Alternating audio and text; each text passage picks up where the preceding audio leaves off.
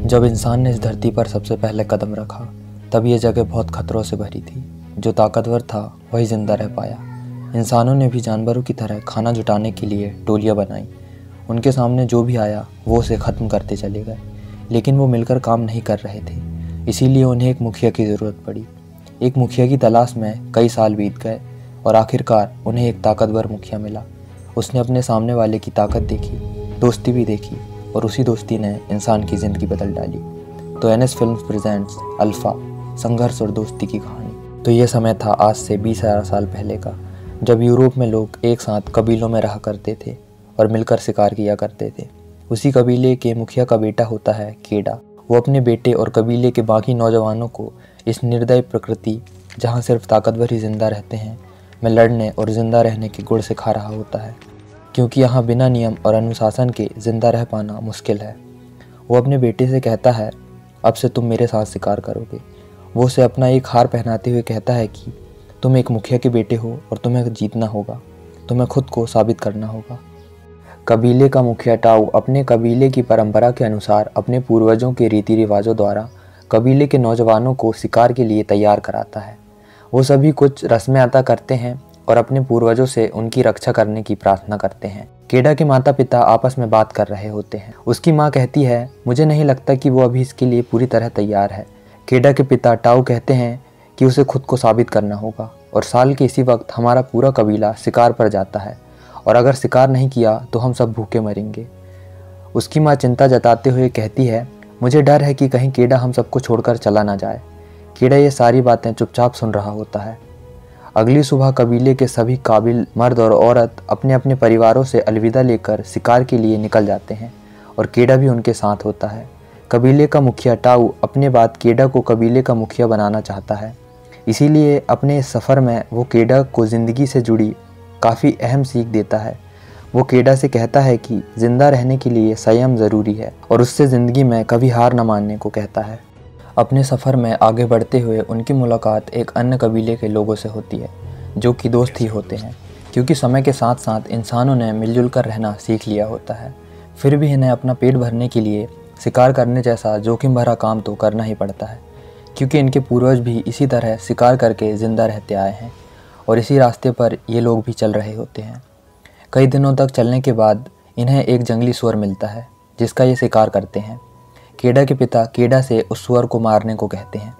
बहुत कोशिश करने के बाद भी केडा उसे नहीं मार पाता और कहता है, माफ़ करना, मुझसे ये नहीं होगा। आखिरकार टाऊ उस सुअर को मार देता है और केडा को गुस्से से कहता है, याद रखना, यहाँ सिर्फ ताकतवर ही जिंदा रह सकता है और तुम इतने बुज़दिल निकलोगे मैंने सोचा नहीं था। उसी रात जब वो लोग अपने शिकार को आग में पकाकर खा रहे होते हैं, तभी एक सेबर टूथ लॉयन उनके एक साथी को उठा ले जाता है और रात के अंधेरे में ये लोग कुछ नहीं कर पाते। केडा ये सब देखकर थोड़ा डर सा जाता है। अगली सुबह ये लोग अपने साथी की याद में वहाँ कुछ पत्थरों को रखकर आगे बढ़ जाते हैं। इनका सफ़र कई दिनों तक जारी रहता है। ये लोग जहाँ भी रुकते वहाँ कुछ कलाकृतियाँ बना देते। ये लोग अपने कबीले से काफ़ी दूर आ गए होते हैं। टाऊ अपने बेटे केडा के हाथों में कुछ निशान गुदवा देता है और कहता है कि अब तुम्हें डरने की कोई ज़रूरत नहीं है, ये निशान तुम्हें रास्ता दिखाएंगे। ये लोग तारों को अपने पूर्वजों की आत्माएं मानते हैं और यही तारे इन्हें घर का रास्ता दिखाते हैं। जब टाऊ केडा को तारों की मदद से घर का रास्ता ढूंढना सिखा रहा होता है, तभी उन्हें कुछ भेड़ियों का एक झुंड दिखाई देता है। टाऊ बताता है कि एक अल्फ़ा ही झुंड का ख्याल रखता है और वो अपने झुंड का मुखिया होता है। उसकी जान हमेशा खतरे में होती है। उसके झुंड में रहने वाले सभी उससे मुकाबला करने के लिए तैयार हो जाएंगे अगर उन्हें अल्फ़ा की कमज़ोरी का पता चल गया।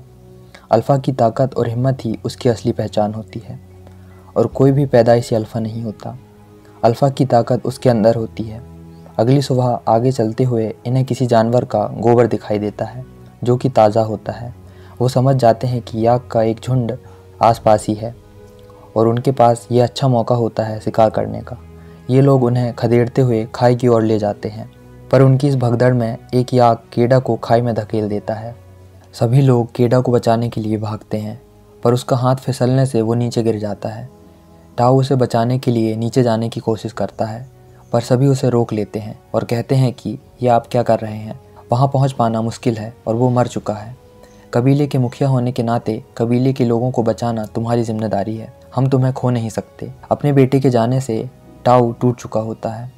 वो काफ़ी देर तक खाई से नीचे देखते हुए अपने बेटे केडा को पुकारता रहता है। कबीले के लोग उसे दिलासा देते हुए समझाते हैं कि वो उसे भूल जाए, उसकी आत्मा हमेशा हमारे साथ रहेगी। इसके बाद सभी खाई से गिरकर मरे हुए याकों में से जितने हो सके उतनों को अपने साथ लेकर और केडा की याद में उसी जगह कुछ पत्थरों को रखकर घर की ओर वापस लौट जाते हैं। पर किस्मत से केडा अभी भी जिंदा होता है। जब उसे होश आता है तो वो देखता है कि वो एक चट्टान में अटका हुआ है। चूँकि वो पहले से ही घायल होता है तो उसके लिए ऊपर की ओर सीधी चढ़ाई करना मुमकिन नहीं होता। तो वो नीचे जाने की कोशिश करता है, पर नीचे जाना भी आसान नहीं होता। तभी बारिश शुरू हो जाती है और केडा अभी भी उसी चट्टान पर अटका हुआ होता है। बारिश के पानी से नीचे बाढ़ आ जाती है और केडा के पास ये एक अच्छा मौका होता है नीचे कूदने का। इसके अलावा उसके पास कोई और रास्ता नहीं होता और उसे नीचे कूदना ही पड़ता है। जब उसे होश आता है तो वो देखता है कि उसका एक पैर टूट गया होता है। वो अपने पिता को आवाज़ लगाता है, ये सोचकर कि वो लोग शायद अभी भी उसे ढूंढ रहे हों। वो अपने पैर की मोच को ठीक करता है और उसी जगह पर पहुंचता है जहां से उस याक ने उसे नीचे गिराया था। उसे वहीं पत्थर दिखाई देते हैं। केडा समझ जाता है कि सभी लोग मैं मर चुका हूँ सोचकर वापस घर लौट गए होंगे। तभी उसे भेड़ियों की आवाज़ सुनाई देती है। वो देखता है कि उससे थोड़ी ही दूरी पर भेड़ियों का एक झुंड होता है। वो डर कर वहाँ से भाग जाता है और एक पेड़ पर चढ़ जाता है। दूसरे जानवरों के डर से वह उसी पेड़ पर सुबह होने का इंतज़ार करता है। केडा समझ गया होता है कि यहाँ से आगे का सफ़र उसे अकेले ही तय करना है। उसे खुद को ज़िंदा भी रखना है और अपने घर वापस भी लौटना है। अगली सुबह जब वो एक केचुए को खा रहा होता है, उसे अपनी ओर कुछ भेड़िए आते हुए नज़र आते हैं। वो अपनी जान बचाने के लिए भागकर एक पेड़ पर चढ़ जाता है और इसी जद्दोजहद में वो अपने चाकू से एक भेड़िए को घायल भी कर देता है। काफ़ी देर कोशिश करने के बाद सभी भेड़िए वापस चले जाते हैं। केडा रात भर उसी पेड़ पर रहता है। सुबह होने पर वो देखता है कि उसने जिसे घायल किया था वो और कोई नहीं बल्कि उसी झुंड का मुखिया होता है, अल्फ़ा। केडा उस घायल अल्फ़ा को मारने की कोशिश तो करता है, पर उसे इस हालत में देखकर वो उसे मार नहीं पाता और वो फैसला करता है कि वो उसे बचाएगा। केडा अपनी सुरक्षा के लिए सबसे पहले तो अल्फ़ा का मुंह एक रस्सी से बांध देता है, फिर उसे उठाकर एक गुफा में ले जाता है। किसी तरह से वो दोनों ही घायल होते हैं और अपने झुंड से बिछड़ गए होते हैं। केडा आग जलाने की कोशिश करता है, पर उससे आग नहीं जल पाती। अगली सुबह जब केडा उठता है तो वो देखता है कि अल्फ़ा को होश आ गया होता है और वो उसे ही देख रही होती है। केडा अपने घाव की मलहम पट्टी करता है और अल्फ़ा भी किसी तरह से अपने मुंह की पट्टी को हटा लेती है। केडा उसे पानी पिलाने की कोशिश करता है। वो अल्फ़ा से दोस्ती करने की कोशिश कर रहा होता है, पर अल्फ़ा उस पर ही गुर्रा रही होती है। केडा उसके घाव को साफ़ करने के लिए उसमें कुछ कीड़े डाल देता है। अब इन्हें भूख लग रही होती है, पर अल्फ़ा अभी भी पूरी तरह से ठीक नहीं हुई होती। केडा को किसी भी जानवर को मारना पसंद नहीं होता, ना ही उसने कभी शिकार किया होता है, पर ज़िंदा रहने और अपना पेट भरने के लिए उसे शिकार करना ही पड़ता है। केडा एक खरगोश मार लाता है। अल्फ़ा उससे वो छीनने की कोशिश करती है, पर केडा ये कहकर कि ये मेरा शिकार है वो उसे दूर हटा देता है। केडा आग जलाना भी सीख गया होता है। वो अपने हाथों में बने निशान को तारों की तरफ करते हुए घर को याद करता है। उसे अपने पिता की दी हुई सीख काम आ रही होती है। वो अल्फ़ा को भी खाने के लिए कुछ मांस के टुकड़े दे देता है। रात के समय जब वो दोनों बैठकर तारों को देख रहे होते हैं, तभी भेड़ियों की हौल करने की आवाज़ सुनाई देती है। ये सुनकर अल्फ़ा भी हौल करने लगती है। केडा कहता है, शायद तुम्हें भी अपने घर की याद आ रही है। सर्दियों का मौसम शुरू होने को होता है। धीरे धीरे ठंड बढ़ रही होती है, तो उन्हें यह गुफा छोड़कर आगे की ओर बढ़ते जाना पड़ता है। केडा अल्फ़ा को अपने झुंड के पास वापस लौट जाने को कहता है, पर अल्फ़ा उसे ही घूर रही होती है और वो उसके पीछे पीछे ही जाने लगती है। और शायद यही वो समय था जब इंसान और जानवर साथ रहना सीख रहे थे।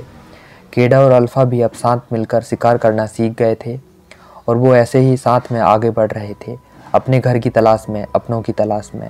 अब वो साथ में ही शिकार करते, साथ में ही सोते।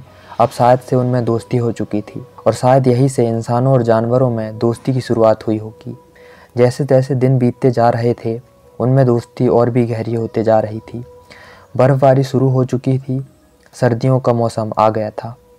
जब एक रात केडा और अल्फ़ा अपने शिकार को पकाकर खा रहे होते हैं, रात के अंधेरे में कुछ भेड़िए उनकी तरफ आते हैं और पता चलता है कि ये तो अल्फ़ा का ही झुंड होता है। अल्फ़ा जाते हुए केडा को पलटकर ऐसे देखती है मानो उसे अलविदा कह रही हो। केडा उसे अपने परिवार के साथ चले जाने को कहता है, पर अब वो अकेला रह गया होता है और उसे अकेले ही अपने घर का रास्ता ढूंढना होगा। पर यह बात अच्छी होती है कि उसने आग जलाना और शिकार करना सीख लिया होता है। वो अपने हाथों के निशान की मदद से उस बर्फीले तूफान में आगे बढ़ता जाता है। तभी उसे अल्फ़ा और उसका झुंड फिर से नज़र आता है। वो अल्फ़ा की ओर तेज़ी से बढ़ता है, पर अचानक बर्फ़ के टूटने से वो नीचे पानी में गिर जाता है। अल्फ़ा उसे बचाने की कोशिश करती है और काफ़ी संघर्ष करने के बाद आखिरकार वो बाहर निकल आता है। वो ठंड से काँप रहा होता है, पर उन्हें लगातार आगे बढ़ते रहना होता है, नहीं तो वो यहीं पर ठंड से जमकर मर जाएंगे। आगे चलकर उन्हें एक आदमी दिखाई देता है। केडा उसे मदद के लिए चिल्लाता है, पर जब वो उसके पास पहुंचते हैं वो देखते हैं कि वो आदमी ठंड में वहीं पर जम चुका है और वो उसके तीर कमान लेते हैं और उसे धन्यवाद देकर आगे बढ़ जाते हैं। वहीं बर्फीला तूफान उनकी तरफ तेजी से बढ़ रहा होता है और दूसरी तरफ कुछ लकड़बग्घों का झुंड उनकी तरफ आ रहा होता है।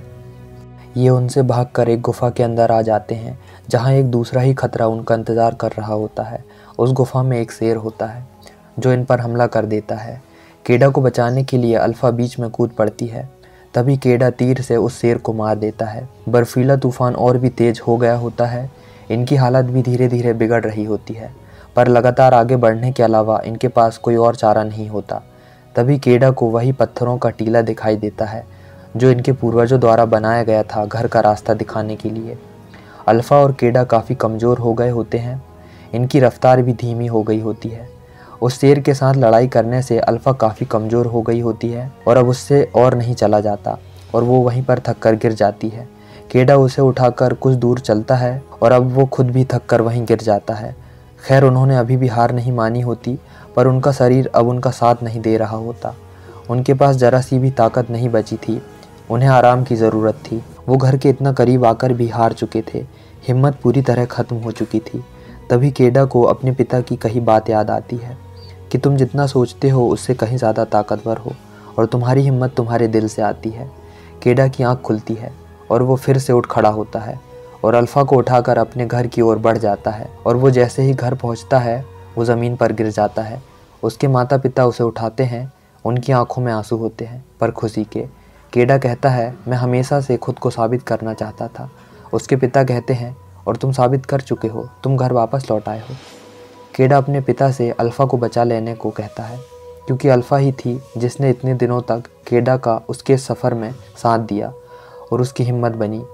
जब वो केडा और अल्फ़ा का इलाज कर रहे होते हैं तभी अल्फ़ा अपने बच्चों को जन्म देती है। इनके कबीले की एक औरत जो इनका इलाज कर रही होती है कहती है, तुम इसे यहाँ लेकर आए हो और अब ये हम में से ही एक है।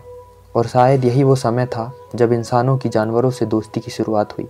उन्होंने जंगली जानवरों को पालतू बनाया और उनके साथ जीना सीखा।